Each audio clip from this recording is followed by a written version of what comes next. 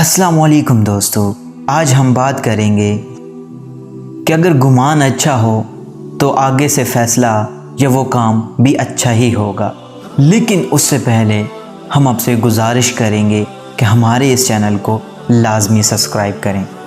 تم جیسا گمان کرو گے اللہ پاک کو ہو بہو وہ ایسا ہی پاؤ گے۔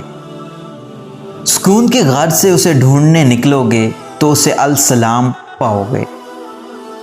جب گناہوں میں لپٹ کر ہار جاؤ گے تب اسے الغفار پاؤ گے۔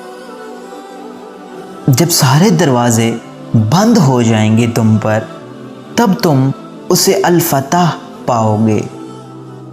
جب تم یقین کے ساتھ اس کے روبرو دعا کے لیے ہاتھ اٹھاؤ گے تب اسے المجیب پاؤ گے۔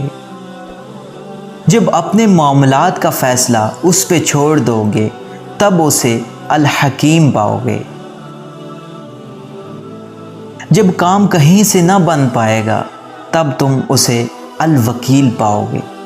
جب اپنے من پسند چیز اس کی حفاظت میں چھوڑ دو گے تب اسے الحفیظ پاؤ گے۔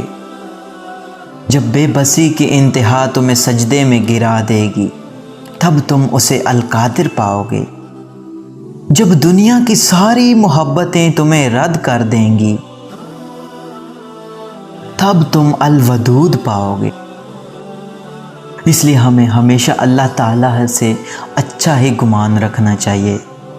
اللہ ہم سب کی زندگی میں آسانیاں پیدا فرمائے، آمین ثم آمین۔